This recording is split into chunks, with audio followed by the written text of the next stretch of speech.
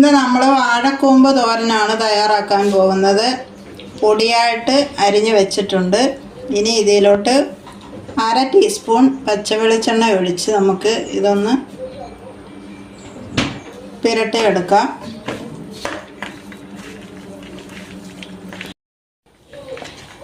ഇതിന് ചെറിയ ഒരു കറയുണ്ട്, അതൊന്ന് മാറിക്കിട്ടാനാണ് നമ്മൾ ഇങ്ങനെ വെളിച്ചെണ്ണ ഒഴിച്ച് പുരട്ടുന്നത്.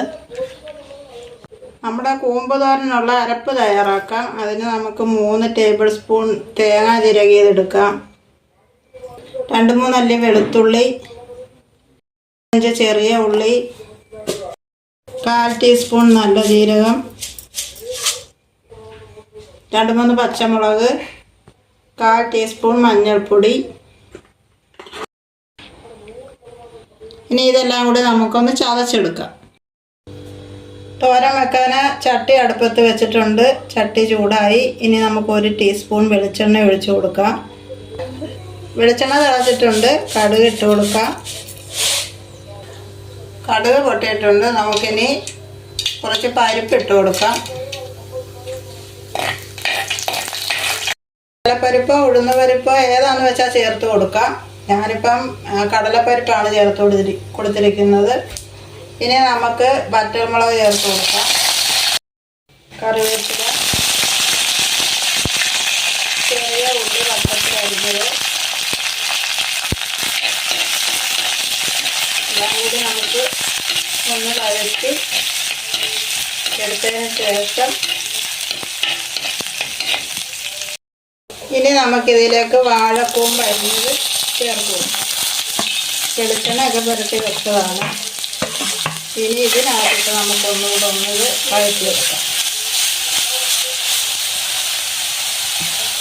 പാകത്തിനുള്ള ഉപ്പ് ചേർത്ത് കൊടുക്കാം.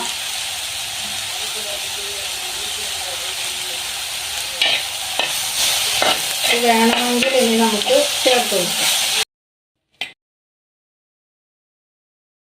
ഇതിനകത്തോട്ട് നമുക്ക് അരച്ചല്ല ചതച്ച് വെച്ചിരിക്കുന്ന അരപ്പ് ചേർത്ത് കൊടുക്കാം.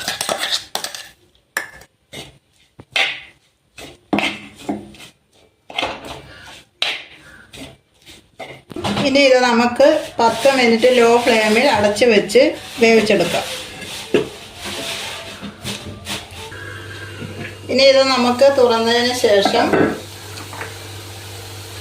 ഒന്ന് ഇളക്കിയിട്ട് ഇതിലേക്ക് അരപ്പൊക്കെ വെന്തിട്ടുണ്ട്. നമ്മുടെ പയറിനെ ഇട്ട് കൊടുക്കാം. പയർ ഞാൻ വേവിച്ച് വെച്ചിരിക്കുകയാണ്. 2 ടേബിൾ സ്പൂൺ പയറുണ്ട്. ഇതിൻ്റെ കൂടെ മിക്സ് ചെയ്യാം.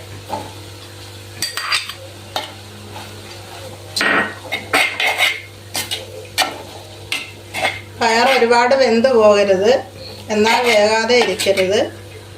തോരൻ കുഴഞ്ഞു പോകാതെ വേണം നമ്മൾ റെഡിയാക്കി എടുക്കാൻ. ഇനി ഒന്നുകൂടി 2 മിനിറ്റ് ലോ ഫ്ലെയിമിൽ അടച്ചു വെക്കാം. ഇത് നമുക്ക് തുറന്ന് നോക്കാം. തോരൻ റെഡി ആയിട്ടുണ്ട്.